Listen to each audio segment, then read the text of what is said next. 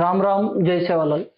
తెలంగాణ రాష్ట్రంలో దాదాపు 30 లక్షల మంది జనాభా ఉన్న మరి బంజారాలకు కాంగ్రెస్ పార్టీ అధికారం వచ్చి దాదాపు 3 సంవత్సరాలైనా ఏ ఒక్క కార్యక్రమం కూడా బంజారాలకు కాంగ్రెస్ పార్టీ నెరవేర్చలేదని ఎన్నో అపోహలు మరి సమాజంలో ఉన్నది. మనతో పాటు డోర్నకల్ ఎమ్మెల్యే గారు మరియు ప్రభుత్వ విప్ మరి కాబోయే డిప్యూటీ స్పీకర్ మనతో పాటు ఉన్నారు. మరి బంజారా సమాజానికి కాంగ్రెస్ పార్టీ ఏం చేసింది, ఏం చేయలేదో వారి మాటల్లోనే తెలుసుకుందాం. Sir Ram Ram sir. రామ్ రామ్ జై సేవాలాల్. సార్, మరి బంజారా సమాజం తెలంగాణ రాష్ట్రంలో దాదాపు 30 లక్షల మంది జనాభా ఉన్నటువంటి బంజారా సమాజానికి కాంగ్రెస్ పార్టీ ఇప్పటి వరకు ఏం చేయలేదనేది చాలా మంది ప్రజల నుంచి మరి అపోజిషన్ లో ఉన్న వాళ్ళు కూడా చెప్తా ఉన్నారు సార్. మరి దీని మీద మీ సమర్థన? ముందుగా తెలంగాణ రాష్ట్ర ప్రజలకు, ముఖ్యంగా బంజారా సోదర సోదరిమణులందరికీ పేరు పేరున నమస్కారం. జై సేవాలాల్.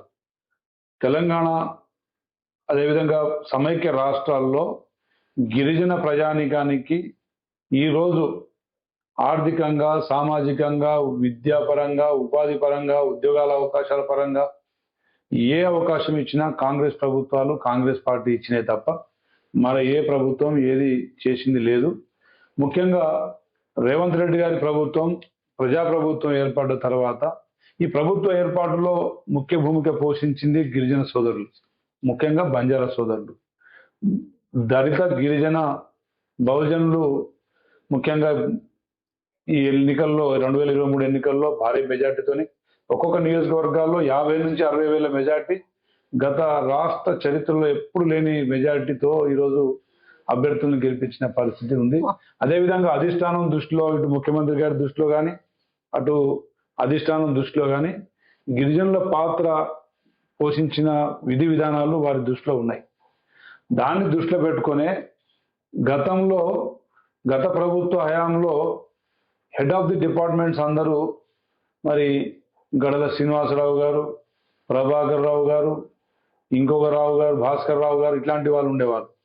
కానీ ఈరోజు director of health Ravinder Naik, అదేవిధంగా మీరు ఈఎన్సి ఆర్ఎండ్బి మోహన్ నాయక్ గారు, సింగరేణి సిఎండి బలరాం నాయక్ గారు, ఎమ్మెల్సీ శంకర్ నాయక్ గారు, ట్రైకార్డ్ చైర్మన్ బలే నాయక్ గారు, అదేవిధంగా మరి గిరిజన ప్రాతినిధ్యం అంటే లంబాడా సోదరుడుగా మరి నాకు మొదటి వారంలోనే, ప్రభుత్వం ఏర్పడ్డ మొదటి వారమే ప్రభుత్వ విప్పుగా గౌరవించారు. అదేవిధంగా మరి డిప్యూటీ స్పీకర్గా కూడా అధిష్టానం అవకాశం కల్పించింది. ఇందులో మరి గిరిజనులు అంటే దాదాపు 33 తెగలు. ఈ 33 తెగల్లో ఏది కాదన్నా సీతక్క గారు వారి ప్రభుత్వ ఏర్పాటులో వారి పాత్ర చాలా కీలకం. రేవంత్ రెడ్డి గారి తర్వాత అంతటి ఇమేజ్ వారు సంపాదించుకున్నారు. కోవిడ్ టైంలో వారు చేసిన సర్వీస్ కావచ్చు, కాంగ్రెస్ పార్టీలో చేరిన తర్వాత వారు చేసిన కృషి కావచ్చు ఉంది. కాబట్టి ఒక మహిళకు ఇచ్చినట్టుంటది, ఒక గిరిజన ఆదివాసీ బిడ్డ కూడా గత రాష్ట్ర చరిత్రలో ఎప్పుడు అవకాశాలు లేవు. కాబట్టి గతంలో ఎప్పుడో మరి ఇచ్చిన నగేష్ గారికి ఇచ్చిన సందర్భాలు ఉన్నాయి, కానీ తర్వాత ఎవరికి రాలేదనే ఉద్దేశంతో రేవంత్ రెడ్డి గారు సీతక్క ఆదివాసీ బిడ్డకు ఒక అవకాశం కల్పిస్తూనే ఇటు బంజారా బిడ్డగా నాకు అవకాశం ఇవ్వాలనే ప్రయత్నం చేసిన మాట వాస్తవం. మొదటి కేబినెట్ కూర్పులోనే ఒక బంజారా బిడ్డ కూడా ఉండాల్సిందే అని చెప్పి ముఖ్యమంత్రి గారు అధిష్టానానికి చెప్పడం జరిగింది. దాని మీద చర్చలు జరిగింది వాస్తవం.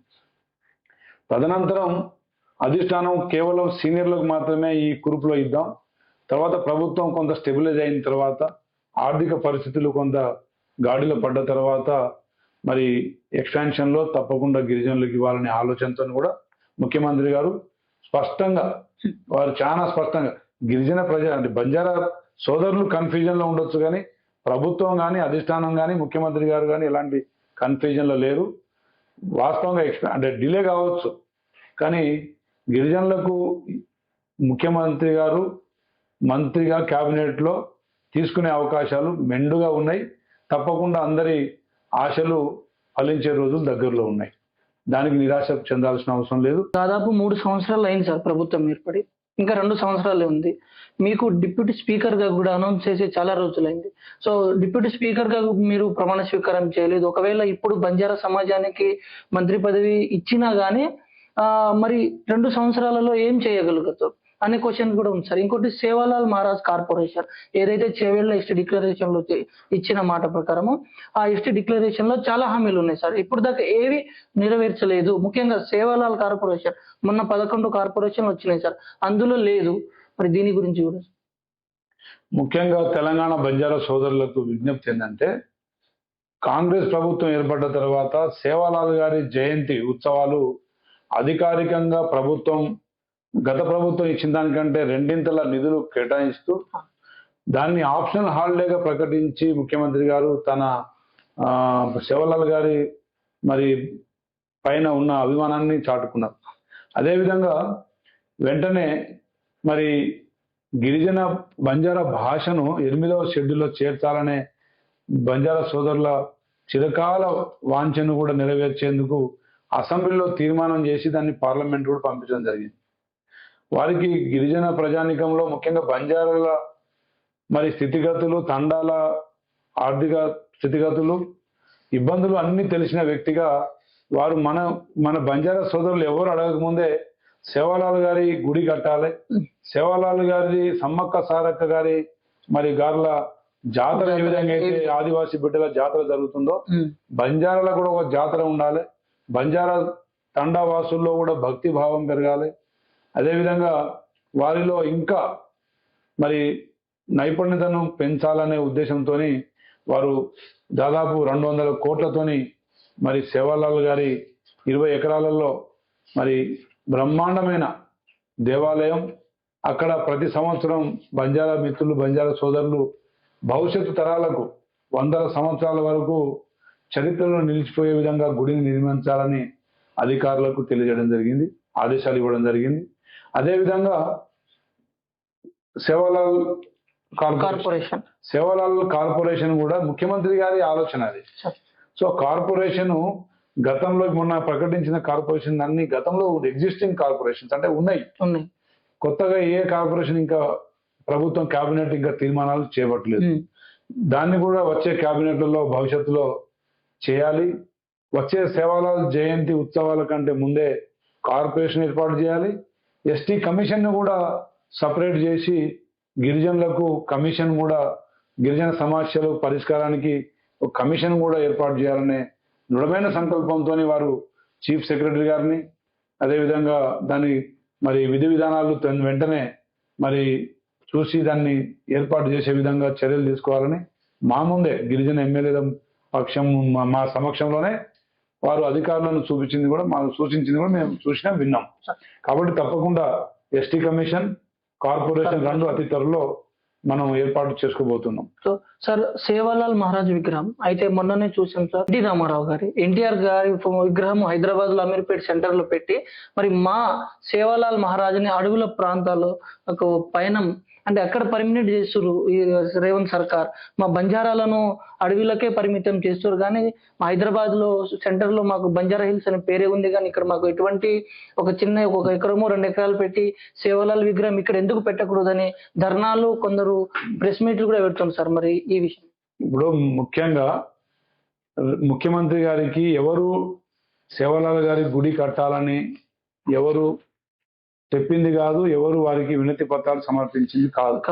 వారు స్వయంగా గిరిజనుల ప్రాముఖ్యత తెలిసిన వ్యక్తిగా, గిరిజనులకు ఒక ప్రత్యేకమైన అంటే పెద్ద మొత్తంలో రాష్ట్రంలో ఉన్న గిరిజనులందరూ ఒకే దగ్గర కలుసుకునే విధంగా ఒక ప్లాట్ఫామ్ ఏర్పాటు చేయాలని చెప్పేసి ఒక మంచి ఉద్దేశంతో వారు ఆలోచించారు. దానికి రేపు భవిష్యత్తులో శ్రీశైలం, మద్దిమడుగు ఎలివేటెడ్ కారిడార్ తోని అక్కడ దాదాపు 2000 కోట్లతోని అభివృద్ధి కార్యక్రమాలు చేపట్టబోతున్నారు. టూరిజం, ఎకో టూరిజం ని అక్కడ పెంచబోతున్నారు.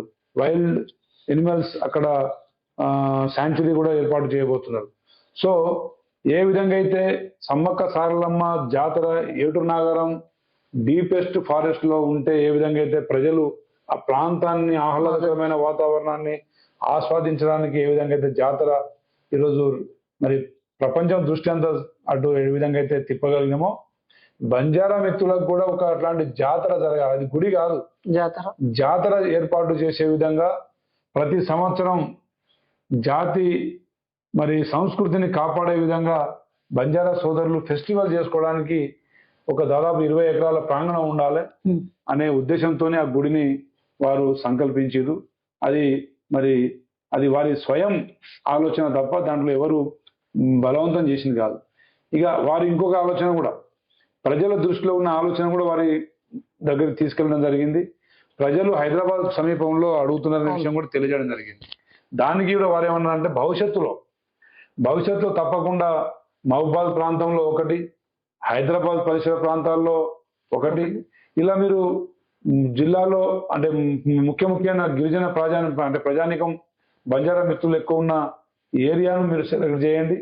గుడులు ఎన్నైనా కట్టుకోవచ్చు, కానీ జాతర ప్రాంతం అనేది ఒకటే ఉంటే అది అందరికీ రేపు భవిష్యత్ తరాలకు కూడా అక్కడ ఒక ఆహ్లాదకరమైన వాతావరణం, ఒక మన ఏమంటారు దైవికంగా అంటే భక్తి పారవశ్యం పొందే విధంగా ఆ ప్రాంతం ఉండాలని చెప్పేసి వారు దాని గురించి ఆలోచించారు తప్ప దీంట్లో ఎవరిని మరి ఇబ్బంది పెట్టాలనో లేకపోతే రాజకీయంగా దీన్ని వేరే వాళ్ళు దీన్ని మాట్లాడితే సబబు కాదు.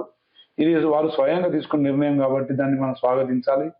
ఎన్టీఆర్ గారి విగ్రహం, సేవలాల్ గారిది విగ్రహం కాదు, గుడి. అది జాతర జరిగే ప్రాంతంగా డెవలప్ చేయాలి. ఎన్టీఆర్ గారిది కానీ, సర్దార్ సర్వాయి పాపన్న గారిది కానీ, కొండ లక్ష్మణ్ బాబూజీ కానీ, ఇలా కాళోజీ నారాయణరావు గారి, వీళ్ళంతా అంటే ప్రముఖులు, మన రాష్ట్ర చరిత్రలో మహనీయులుగా వెలిగిన వ్యక్తులు కాబట్టి వారికి విగ్రహాలు కట్టవచ్చు. కానీ సేవలాల్ గారిది కేవలం విగ్రహాలతోనే సరిపుచ్చే పరిస్థితి కాదు. వారు దైవ సంభూతుడు, అమ్మవారి మరి అంటే అమ్మవారి అంటే ప్రసన్నంతో పుట్టిన వ్యక్తి కాబట్టి, మానవుడు కాబట్టి, ఆరాధ్యమైన దైవం కాబట్టి వారిని దైవంగానే కొలవాలి తప్ప వారిని ఎక్కడో ట్యాంక్ బండ్ మీదనో ఇంకెక్కడనో విగ్రహాలతోనే సరిపుచ్చడం కరెక్ట్ కాదనేది వారి ఆలోచన. అయితే సార్, మరి బంజారా సమాజం దాదాపు మనం మొన్న చూసుకున్న సర్వేలో కూడా అన్నిటికంటే ఒక 3వ స్థానంలో బంజారా సమాజ ప్రజలు ఉన్నారు సార్. అయితే బంజారా సమాజానికి ఏదైనా అంటే కొన్ని సంఘాలు ఉన్నాయి సార్, దాదాపు 100 సంఘాలు ఉన్న వాళ్ళందరూ కలిసి ఒక రాజకీయ కొత్త పార్టీగా ఏర్పాటు చేసుకోవాలని చాలా సంఘాలుగా అనుకుంటారు సార్. మరి బంజారా సమాజానికి అలాగే తెలంగాణ రాష్ట్రానికి ఒక పార్టీ, కొత్త పార్టీ అవసరమా సార్, ముఖ్యంగా బంజారా సమాజానికి?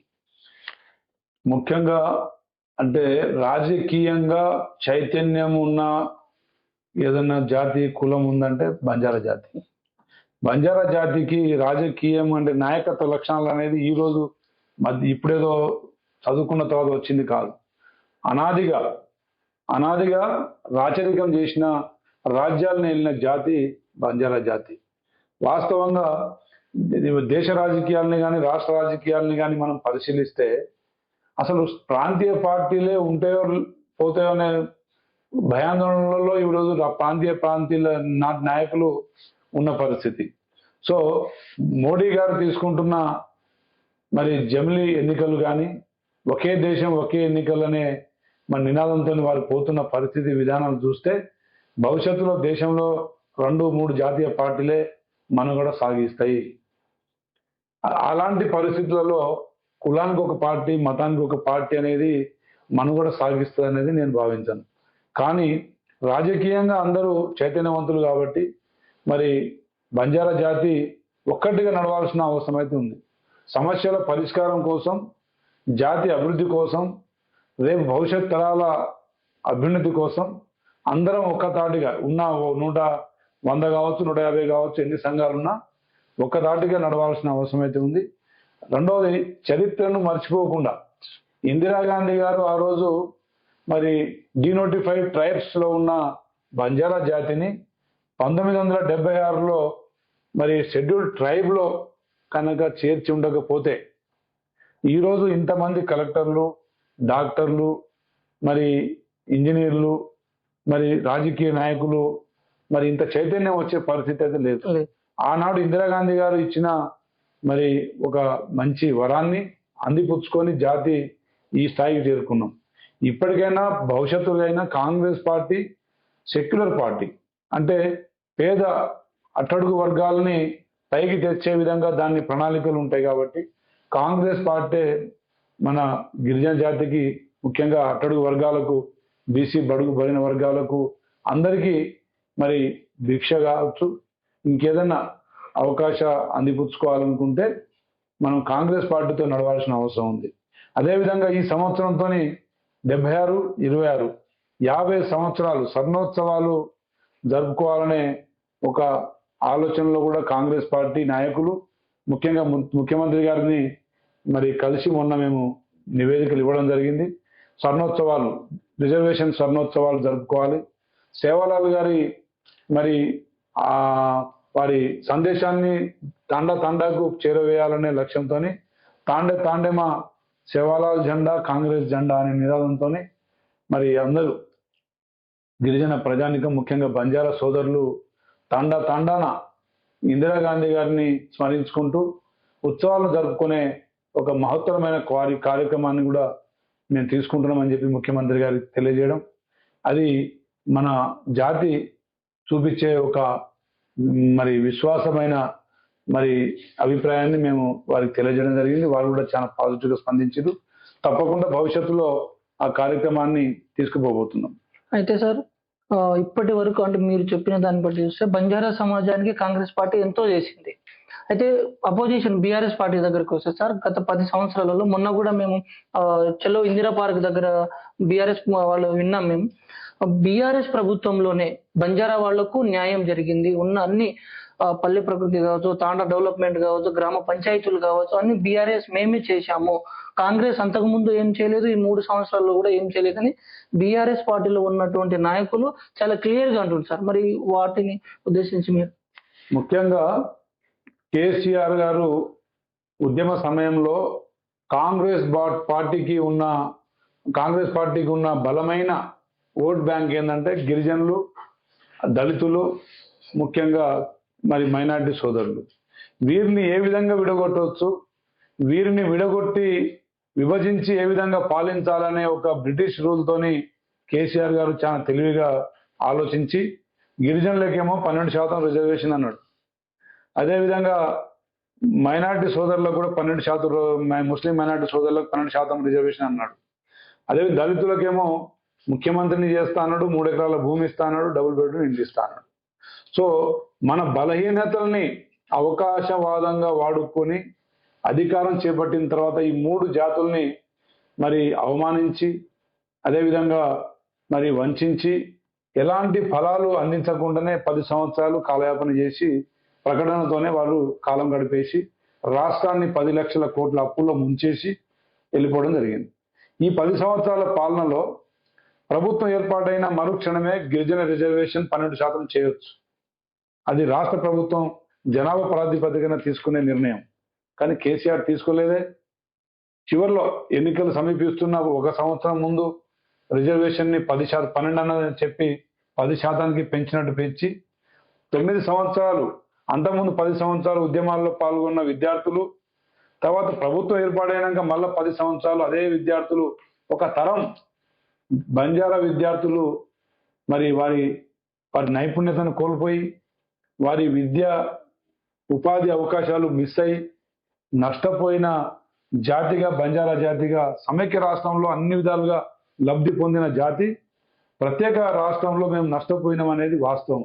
ఇది టిఆర్ఎస్ పార్టీలో ఉన్న గిరిజన బంజారా సోదరులు, ఆదివాసీ మైనారిటీ సోదరులు, దళిత సోదరులు అర్థం చేసుకోవాలి. కేవలం తన రాజ్యాధికారం కోసం తన స్వార్థాన్ని మరి ప్రకటనతోని వాడుకొని మరి కాలయాపన చేసి వెళ్ళిపోయింది.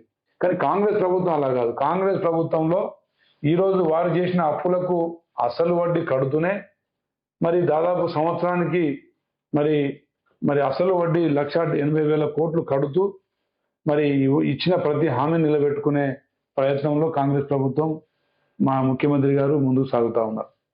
అదేవిధంగా టీఆర్ఎస్లో ఉన్న రాజకీయంగా మరి మంత్రులు, ఎమ్మెల్యేలు గతంలో మరి ప్రభుత్వంలో పనిచేసిన వాళ్ళు ఏ రోజైనా ముఖ్యమంత్రి గారిని కలుసుకున్న సందర్భాలు ఉన్నాయా? కనీసం గిరిజన సమస్యల మీద వారు పోయి ఏమన్నా విన్నవించుకున్న సందర్భాలు ఉన్నాయా? పోనీ మంత్రిగా ఎంతో మంది మేధావులు చదువుకున్న వాళ్ళు ఉన్నా కానీ మరి చదువుకోకుండా మరి నిరక్షరాస్యులుగా ఉన్న మరి ఒకరికి ఎందుకు ప్రాధాన్యత ఇవ్వడం జరిగింది? అంటే కేవలం చెప్పు చేతుల్లో ఉండే వ్యక్తులకు వాళ్ళు ఏదో ఇచ్చినట్టు చూపించుకున్నాడు తప్ప వాస్తవంగా అట్టడుగు వర్గాలకు టీఆర్ఎస్ పార్టీ చేసింది ఏం శూన్యం. అదేవిధంగా పథకాలన్నీ ప్రకటనలకే పరిమితమైనవి తప్ప దళిత బంధు కానీ, గిరిజన బంధు కానీ, ఈ రైతు బంధు తప్ప ఇంకా ఏ పథకాలు కిందకి చేరలేదు. కానీ ఈరోజు కాంగ్రెస్ ప్రభుత్వంలో గిరిజన, దళిత, ఆదివాసీల బిడ్డలు ఈరోజు మెరుగైన విద్యను మరి అందిపుచ్చుకుంటూనే మరి మంచి పౌష్టికాహారాన్ని తినే విధంగా మెస్ ఛార్జీలు పెంచినాం. అదేవిధంగా పేదవాళ్ళు ఈరోజు రేషన్ కార్డును పంచి 1,10,00,000 రేషన్ కార్డులు పంచి వారికి మరి సన్న బియ్యాన్ని తినే అదృష్టాన్ని కల్పించినాం. ప్రతి పేదవాడికి 200 యూనిట్ల కరెంటు ఉచితంగా అందిస్తున్నాం. ప్రతి నిరుపేద బిడ్డకు పార్టీలకు అతీతంగా ఏ పార్టీని అడగకుండా నయా పైసా అవినీతి లేకుండా ఇందిరమ్మ ఇల్లు ఇస్తున్నాం. రైతు రుణమాఫీ 25 లక్షల మందికి రుణమాఫీ జరిగింది. అదేవిధంగా రైతు భరోసా ఇస్తున్నాం. మరి సన్నాలు పండించిన రైతుకి మరి 500 చొప్పున కింటాకి బోనస్ ఇస్తున్నాం. మరి 83,000 ఉద్యోగాలు భర్తీ చేయడం జరిగింది. అదేవిధంగా భవిష్యత్తులో ఇంకా ఉద్యోగ నియామకాలు చేపట్టబోతున్నాం. ఈ రాష్ట్ర ఆర్థిక పరిస్థితి మరి అంతంత మాత్రంలో ఉంటే దాన్ని గాడిలో పెడుతూనే మరి ఇన్ని పథకాలు ప్రజలకు చేరవేస్తూ ఇప్పుడు ఇందిరమ్మ కుటుంబ బీమాను తీసుకొస్తా ఉన్నాం. అదేవిధంగా మరి 2వ విడత ఇందిరమ్మ ఇల్లు ఇవ్వబోతా ఉన్నాం. వాళ్ళు మొత్తం 10 సంవత్సరాల్లో కేవలం 2 లక్షల ఇండ్లుగా మాత్రమే కడితే ఈరోజు దాదాపు 4.5 లక్షల ఇండ్లు పూర్తి చేస్తూ ఇంకొక 3.5 లక్షల ఇండ్లు పేదలకు ఇవ్వబోతున్నాం. మరి పేదవాళ్లకు విద్య, వైద్యం, ఆరోగ్యశ్రీ 5 లక్షలు ఉన్నదాన్ని 10 లక్షలు పెంచి దాదాపు 200లకు పైన జబ్బుల్ని ఆరోగ్యశ్రీలో చేర్చి పేదవాళ్లకు క్యాన్సర్ జబ్బులకు కానీ, గుండె జబ్బులకు కానీ, మోకాల చిప్పల ఆపరేషన్లు కానీ ఈరోజు కార్పొరేట్ స్థాయి ఆసుపత్రులలో పేదవాడు పోయి చేయించుకునే వెసులుబాటు కల్పించినాం. మహిళలకు ఆర్టీసీ బస్సులో ఉచిత ప్రయాణం విజయవంతంగా ముందుకు పోయి తీసుకెళ్లి మరి ఆర్టీసీని నష్టాల బారి నుంచి లాభాల బారిన తీసుకొచ్చినాం. అదేవిధంగా మరి మహిళలకు వడ్డీ లేని రుణాలు ఇస్తూ ఈరోజు మహిళా గ్రూపులకు రాష్ట్రం అంతటా 8,500 మరి వివో బిల్డింగ్లు ఇవ్వడం జరిగింది. ప్రతి గ్రామానికి తండాకు 20 నుంచి 30 లక్షలు, గ్రామానికి 50 లక్షలు తగ్గకుండా మరి గ్రామాల అభివృద్ధికి మరి సీసీ రోడ్లు, డ్రైనేజీలు, ప్రతి మున్సిపాలిటీకి 50 కోట్లు తగ్గకుండా మరి అభివృద్ధి పనులు, ఇవన్నీ 2.5 సంవత్సరాల్లోనే ఇవన్నీ కాంగ్రెస్ పార్టీ తీసుకున్న అభివృద్ధి సంక్షేమ పథకాలు, అభివృద్ధి కార్యక్రమాలు. దళితులకు వర్గీకరణ చేయడం జరిగింది. బీసీ కులగణన చేసి బీసీలకు 42% ఇవ్వాలని అసెంబ్లీలో తీర్మానం చేసి కేంద్రానికి పంపించడం జరిగింది. మరి ఎన్ని సాహసోపేతమైన నిర్ణయాలు. హైదరాబాద్ లో ఉన్న చెరువులు, టిఆర్ఎస్ రాబందుల చేతిలో ఉన్న చెరువుల్ని విడిపించి ఈరోజు మరి హైడ్రా పేరుతోని ఒక్కొక్క చెరువుని సుందరీకరణ చేసి పట్టణ ప్రజానికానికి ఒక ఆహ్లాదకరమైన వాతావరణాన్ని కల్పిస్తున్నాం. ఇన్ని నిర్ణయాలు మరి రేవంత్ రెడ్డి గారు ముందు తీసుకెళ్తుంటే జీర్ణించుకోలేని వాళ్ళు మరి బంధువులతోనే దొంగల్ని కొట్టించే రకం. దొంగ దెబ్బతింటే దొంగ తినాలి, లేకపోతే ఆ బంధువులు తినాలి. కేసీఆర్ కుటుంబ సభ్యులు ఎప్పుడు ప్రత్యక్షంగా ప్రజల్లో ఎల్లరు, ప్రజల్లో కష్ట సుఖాల్లో పాల్గొంచుకోరు. కేవలం వారిని వీరిని కులాల వారిగా విభజించి వారిని ఉసికొల్పి రాజకీయంగా లబ్ధి పొందాలనే స్వార్థం తప్ప మరొకటి కాదు. 10 సంవత్సరాల అవకాశం ఇస్తేనే రాష్ట్రాన్ని మరి 10 లక్షల కోట్ల అప్పులు తీసుకుపోయారు. మళ్ళీ అవకాశం ఇస్తే ఈ తెలంగాణ ప్రజలు జుట్టు పన్ను కూడా కట్టాల్సి వచ్చిన పరిస్థితి కూడా రాదనేది ఏమి అతిశయోక్తి కాదు. ఆడ కేంద్రాన్ని మోడీ గారు మరి ఆర్థికంగా నష్టం చేసి ఈరోజు రిసెషన్ లో తీసుకెళ్తుంటే ఇక్కడ ఆల్రెడీ రాష్ట్రాన్ని అధోగతిలో తీసుకుపోయి 50 సంవత్సరాల మరి వెనుకబాటు కారకులయ్యారు. కాబట్టి ఈ దేశానికైనా రాష్ట్రాలకైనా పేద బడుగు బలైన వర్గాలకు ఆశ మరి జ్యోతి గాని కాంగ్రెస్ పార్టీ, కాంగ్రెస్ ప్రభుత్వాలు మాత్రమే. సార్ మరి చివరగా దాదాపు రాష్ట్రంలో 30 లక్షల మంది ఉన్నామని మనం అనుకుంటాం సార్. సో మీరు బంజారా బిడ్డగా, మరి డోర్నకల్ ఎమ్మెల్యేగా, ప్రభుత్వ విప్ గా ఉన్నారు. మరి రాబోయే రోజుల్లో మీరు కూడా మంచి స్థాయిలో ఉండాలని మేము కోరుకుంటాం సార్. సో వాళ్ళకి కాంగ్రెస్ పార్టీ అంటే బీఆర్ఎస్ పార్టీ కావచ్చు, వేరే బీజేపీ పార్టీ కావచ్చు, మరి సంఘ నాయకులు కావచ్చు, మరి అధికారంలో ఉన్న కాంగ్రెస్ పార్టీ మనకు ఎటువంటి హామీలు నెరవేర్చలేదని జనాలలో బాగా స్ప్రెడ్ అయింది సార్. మరి ముఖ్యంగా 30 లక్షల జనాభాలకు మరి సంఘ నాయకులకు మీ ద్వారా ఒక సందేశం. అంటే పూర్తిగా బడ్జెట్ మరి వివరాలు తెలియక సరే ప్రజలు, సంఘ నాయకులు కొంత కొంత అపోహతోని అయోమయంలో ఉన్న మాట వాస్తవం. కానీ 2014లో కేసీఆర్ గారు మొదటిసారి ప్రభుత్వం ఏర్పాటు చేసిన తర్వాత 18,000 కోట్ల మిగులు బడ్జెట్తో ఏర్పడ్డ రాష్ట్రంలో వాళ్ళు ప్రవేశపెట్టిన బడ్జెట్ ఓన్లీ 67,000 కోట్లు. అది సంవత్సరం పెంచుకుంటూ ఈరోజు ప్రభుత్వం ప్రజాప్రభుత్వం మరి ఏర్పడ్డ తర్వాత ఏర్పాటు చేసిన బడ్జెట్ మరి వాల్యూ 3,24,000 కోట్లు. సో ఇంత బడ్జెట్ అంటే వ్యయాలు పెరిగినాయి. గతంలో తీసుకున్న ప్రాజెక్టులు కొనసాగించాలి, సంక్షేమ పథకాలు ముందు తీసుకెళ్లాలి, అదేవిధంగా అన్ని సంక్షేమ కార్పొరేషన్లు మరి ద్వారా మరి అట్టడుగు వర్గాలని పైకి తీసుకొచ్చే కార్యక్రమాలు తీసుకోవాలి. ఇవన్నీ మరి రాష్ట్ర ప్రభుత్వం అప్పుల రాష్ట్రంగా చేతిలో తీసుకొని భుజాల మీద వేసుకొని ఈరోజు ముఖ్యమంత్రి గారు కేబినెట్ మంత్రులందరూ అహర్నిశలు శ్రమిస్తూ మరి ఈ రాష్ట్ర ఆర్థిక పరిస్థితిని మెరుగుపరుస్తూనే మరి ఇవన్నీ పథకాలు ఇస్తున్నాం. తప్పకుండా గిరిజన సంక్షేమం ఎక్కడ విస్మరించింది లేదు. ప్రభుత్వంలో మంచి భూమిక ఈరోజు గిరిజనులకు మరి ఇస్తున్నారు. అదేవిధంగా గిరిజనులు మరి తప్పకుండా భవిష్యత్తులో ఇంకా మెరుగైన పథకాలు, గిరిజన అభివృద్ధి కోసం తీసుకుంటున్న సంస్కరణలు ఇవి తప్పకుండా ముఖ్యమంత్రి గారు మాట ఇస్తే మడమ తిప్పని వ్యక్తి. గతంలో రాజశేఖర రెడ్డి గారు, ఇప్పుడు రేవంత్ రెడ్డి గారు. కాబట్టి తప్పకుండా ఇంకా అనతి కాలమే ప్రభుత్వం ఏర్పాటై కేవలం 2.5 సంవత్సరాలే. కాబట్టి భవిష్యత్తులో ఇంకా ప్రభుత్వం మనదే, రాబోయే ప్రభుత్వం కూడా మనదే. తప్పకుండా కేంద్రంలో రాష్ట్రంలో మన కాంగ్రెస్ ప్రభుత్వం రాబోతా ఉంది. రాహుల్ గాంధీ గారు ప్రధాని అవుతారు. తప్పకుండా కేంద్ర నిధులు రాష్ట్ర నిధులన్నీ మరి సమకూర్చుకొని గిరిజన దళిత మరి వెనుకబడిన కులాల అభివృద్ధి కోసమే పాటుపడుతుందని చెప్పేసి మాత్రం నేను ఖచ్చితంగా చెప్తున్నాను. సార్, దాదాపు 10 సంవత్సరాలు ఎన్నో ఉద్యమాలు చేసి పాలనకు వచ్చిన బీఆర్ఎస్ పార్టీ ఇప్పుడు ఎన్నో ధర్నాలు రాష్ట్రోకాలు ఇప్పుడు వాళ్ళు చేస్తున్నా కానీ మేము 10 సంవత్సరాల్లో ఎన్నో పథకాలు తెచ్చాము, ఎన్నో చేశాం ప్రజలకు. అంటే మరి వచ్చే ప్రభుత్వం మాది ఉంటుందని కూడా వాళ్ళు మరి క్లారిటీగా చెప్తున్నారు సార్. మరి వీటి మీద ముఖ్యంగా తెలంగాణ ప్రజలు మేధావులు, విఘ్నులు, ఉద్యమ స్ఫూర్తి ఉన్న గడ్డ ఇది. ఆనాడు భూమి కోసం, భుక్తి కోసం పోరాడిన గడ్డ, తర్వాత ప్రత్యేక రాష్ట్ర ఏర్పాటు కోసం పోరాడిన గడ్డ. ఇది చైతన్యవంతమైన తెలంగాణ గడ్డ. ఈ గడ్డలో 10 సంవత్సరాల అవకాశం ఇస్తేనే రాష్ట్ర ఆర్థిక పరిస్థితిని మరి మొత్తం దివాళా తీసే పరిస్థితి తీసుకుపోయిన మరి మనుషులు వారు కేవలం ఎలాంటి హామీలు నెరవేర్చకుండా 10 లక్షల కోట్ల అప్పు కేవలం మిషన్ భగీరథ, అదేవిధంగా కాళేశ్వరం, మిషన్ కాకతీయ మూడు పథకాల అంటే పనుల మీద వాళ్ళు ప్రాజెక్టుల మీద ఆర్థిక పరిస్థితిని కొల్లగొట్టిరు. అలాంటి వ్యక్తుల్ని ఈ తెలంగాణ ప్రజలు నమ్ముతారని నేను అనుకోను. ముఖ్యంగా మా గిరిజన ప్రజానీకం ఆనాడు ప్రత్యేక తెలంగాణ ఏర్పాటులో మరి ముఖ్య భూమిక పోషించిన రవీంద్ర నాయక్ గారిని ఏ విధంగా అవమానపరిచిండో తెలంగాణ ప్రజలు మర్చిపోలే. అదేవిధంగా ఎమ్మెల్సీగా రాములు నాయక్ గారిని ఏ విధంగా అవమానపరిచిరో, భీముడు రాముడు కాదు భీముడు అని చెప్పేసి రాములు నాయక్ గారిని పొగిడిన వ్యక్తినే మరి అవమానపరిచి పార్టీ నుంచి బయటపోయే విధంగా చేసింది చూసినాం. సీతారాం నాయక్ గారు విద్యార్థి ఉద్యమ సంఘాలని ముందుండి నడిపించి జేఏసీలో ముఖ్య భూమిక పోషించిన మరి ప్రొఫెసర్ కోదండరాం గారిని, సీతారాం నాయక్ గారిని ఏ విధంగా అవమాన పాలు చేసిందో తెలంగాణ గిరిజన ప్రజానికం మర్చిపోవద్దు.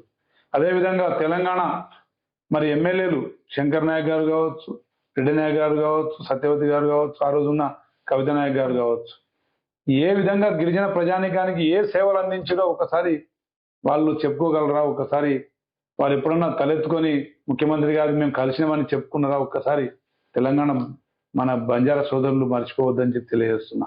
ఈరోజు ఒక్కొక్క నియోజకవర్గానికి 650 కోట్ల నిధులు కేవలం డోర్నకల్కే కేటాయించారు. అదేవిధంగా అన్ని నియోజకవర్గాల్లో పక్కన మహబూబాద్లో దాదాపు నాకంటే ఎక్కువగా నిధులు ఇచ్చి మరి ప్రతి నియోజకవర్గానికి అభివృద్ధి పదంలో తీసుకెళ్తున్న ప్రభుత్వం కాంగ్రెస్ ప్రభుత్వం. భవిష్యత్తులో తెలంగాణ పబ్లిక్ స్కూల్స్ ప్రతి మండలంలో నెలకొల్పాలి. విద్యార్థుల్ని మళ్ళీ విద్య వైపు, ఉపాధి వైపు నడిపించాలనే ప్రపంచ దేశాలతో పోటీ పడే విధంగా విద్యార్థుల్లో విద్య, నైపుణ్యత రెండు సంస్కారవంతమైన విద్యను నేర్పించాలని రేవంత్ రెడ్డి గారు. కానీ గత ప్రభుత్వంలో పిల్లల్ని విద్యార్థుల్ని గొర్రెలు బర్రెలు కాసుకోమని చెప్పేసి వారిని గంజాయికి మరి అదేవిధంగా మత్తు పదార్థాలకు బానిసలుగా మార్చిన ప్రభుత్వం అది. ఒక తరాన్ని ఆగం పట్టించిన పార్టీ అది. అదేవిధంగా రేవంత్ రెడ్డి గారు అడ్వాన్స్ టెక్నాలజీ కాలేజీలు ప్రతి నియోజకవర్గానికి ఒకటి ఇచ్చి 30 కోట్లతోని మరి skill development centre Mahindra and Mahindra group తోని నిర్వహించే విధంగా యంగ్ ఇండియా ఇంటిగ్రేటెడ్ స్కూల్స్ కులాలకు అతీతంగా మతాలకు అతీతంగా 3,000 మంది విద్యార్థులు ఒకే ప్రాంగణంలో చదువుకోవాలి, కాంపిటేటివ్ స్పిరిట్తో చదువుకోవాలని చెప్పేసి ప్రతి నియోజకవర్గానికి 200 నుంచి 250 కోట్ల నిధులతోని యంగ్ ఇండియా స్కూల్స్ ని ప్రారంభించింది. ఎన్నో మరి ప్రజలకు పనికొచ్చే విధంగా విద్య, వైద్యం, అదేవిధంగా వ్యవసాయం, అదేవిధంగా ఉపాధి ఉద్యోగ అవకాశాల్లో నైపుణ్యత, మరి ఉద్యోగస్తులకు నెలాఖరు దాకా జీతాలు ఇవ్వని పరిస్థితిలో తీసుకుపోయిన ప్రభుత్వం అది. కేవలం లిక్కర్లో వచ్చిన డబ్బుల్నే దశల వారీగా ఉమ్మడి జిల్లాల వారీగా సాలరీస్ ఇచ్చిన ప్రభుత్వం టీఆర్ఎస్ అయితే ఈరోజు ప్రతి నెల మొదటి రోజు జీతాలు ఇచ్చే ప్రభుత్వ ఉద్యోగులకు జీతాలు ఇచ్చి వారిలో ఆత్మస్థైర్యాన్ని నింపే విధంగా మరి మెరుగైన పరిపాలన అందించే విధంగా తీసుకెళ్తుంది రేవంత్ రెడ్డి గారు. అదేవిధంగా రైతు బంధు ఇవ్వడానికి 30 సంవత్సరాల లీజున్న ఓఆర్ఆర్ని అమ్ముకొని ఆ డబ్బులతో రైతు బంధు ఇచ్చే పరిస్థితికి రాష్ట్రాన్ని మరి అప్పుల పాలు చేసిన వ్యక్తులు వాళ్ళు. కానీ ఈరోజు ఎలాంటి అప్పు చేయకుండా, ఎలాంటి ఆస్తులు అమ్మకుండా వచ్చిన ప్రభుత్వ మరి ట్యాక్స్ రూపంలో వచ్చిన ఆదాయాన్ని పేద ప్రజలకు పంచుతున్న ప్రభుత్వం రేవంత్ రెడ్డి గారి ప్రభుత్వం. కాబట్టి బంజారా సోదరులందరూ ఈ 2.5 సంవత్సరాల్లో మునిగిపోయింది ఏం లేదు. భవిష్యత్తు గతం మనదే. మన భవిష్యత్తును గతంలో నిర్దేశించింది కాంగ్రెస్ ప్రభుత్వమే, భవిష్యత్తులో నిలబెట్టేది కూడా కాంగ్రెస్ ప్రభుత్వమే. రేపు మన భావి తరాలు మంచి వైపు నడవాలంటే కాంగ్రెస్ ప్రభుత్వం మాత్రమే చేయగలుగుతుందనే నమ్మకంతో, మనోధైర్యంతో ముందుకు సాగాల్సిన అవసరం ఉంది. అదేవిధంగా సంఘాలన్నీ సంఘటితమై సూక్ష్మంగా మరి మైక్రో లెవెల్లో మనం ఆలోచించి దాన్ని మీరు ఆ సలహాలు ఇవ్వండి, మీ ఆలోచనలు మాతో పంచండి. తప్పకుండా కాంగ్రెస్ ప్రభుత్వంలో వినడానికి మంత్రులు సిద్ధంగా ఉన్నారు, ముఖ్యమంత్రి గారు సిద్ధంగా ఉన్నారు, మేమంతా సిద్ధంగా ఉన్నాం. కాబట్టి తప్పకుండా మీ ప్రతి నిర్ణయాల్ని మాకు తెలియజేయండి. తప్పకుండా వాటిని గౌరవిస్తూ వాటిని అమలు చేసే బాధ్యత కాంగ్రెస్ ప్రభుత్వం మీద తీసుకుంటామని చెప్పేసి తెలియజేస్తున్నా. గిరిజన సమాజానికి మీ నుంచి ఒక సందేశం. मार गौर बंजारा भाइयों सेना राम राम, जय सेवालाल. గోర్ జాతేనే స్వర్గీయ ఇందిరాగాంధీ గారు 1976 రిజర్వేషన్ దీని కాబట్టి ఒత్తిడి మొదలు పెట్టతో జన్నాతి అపదానం కతరాయికో మనకి ఆ చదువుతాని ఉద్యోగాలు అవకాశాలు దాదాపు కలెక్టర్లు, డాక్టర్లు, ఇంజనీర్లు, ఎమ్మెల్యేలు, అదేవిధంగా లెక్చరర్లు, టీచర్లు, మరి ఎస్ఐలు ప్రతి శాఖలో ఈరోజు आज अपन ग्वारे भाइयों से आज आगे चल रहे था. आज मोटे मोटे डिपार्टमेंट में मोटे खुर्चियां बैठे थे से अपन ग्वार वाल से भविष्य में अज्जी बेसर अवकाश व्यक्ति पण 10 वर्ष केसीआर पालना में एक उद्योग नियामकाలు కిదోగని కాబట్టి एक तरम आगम वेगी है. फलन कांग्रेस ప్రభుత్వం आई है. అభ్యతి వచ్చే తరాన్ని आज మెరుగైన విద్య, ఉద్యోగ అవకాశాలు, ప్రపంచ దేశాలema పోటీ పడే విధంగా కళాకారులు, క్రికెటర్లు, స్పోర్ట్స్ మ్యాన్స్ అండ్ ఉద్యోగస్తులు, అదేవిధంగా ప్రపంచాలema సే దేశాలema జాతాన్ని చదివే విధంగా आपण జాతిని ఆంగే జాయన ముఖ్యమంత్రి రేవంత్ రెడ్డి గారు ఆతో నిర్ణయాలు అయితే ఆంగే చాలు होता. ప్రభుత్వం ఏర్పాటు చేయడానికి కేవలం 2.5 वर्ष వేరిచి కాబట్టి తొందర పడే అవసరం చేయని. అజి 10 वर्ष దేక చేర్పచ్చ से भरण मतलब करिया तपकुंडा ये पार्टी कापाड़लतो अपन भविष्य चको विषय बुलेट से इंदिरा गांधी रिजर्वेशन केटाइस्तानी 50 वर्ष वेरच काबट्टी स्वर्णोत्सवालु रिजर्वेशन स्वर्णोत्सवालु जरपड़ों के दानी ग्वारे भाइयों ने सेने कोलेते हुए तपकुंडा तांडे में सेवालाल झंडा, इंदिरम्मा झंडा ఎగురున విధంగా ఎగిరించే విధంగా సే ఏక వాతే पर చాలను తప్పకుండా आपण కోరికలు కానీ आपण డిమాండ్లు కానీ తప్పకుండా నెరవేర్చే పార్టీ కేవలం కాంగ్రెస్ పార్టీ वो बात भूले थे ग्वालियर जात एक बात एक साथ एक जात एक जात एक बात एक साथ चालनो आपण महत्व देखाडतोच आपण कोरिकल जल्दी నెరవేర్చకో లక్ష్యమేది ఆంగ చాలను కానీ తమని సెన్ కోర్లరోచు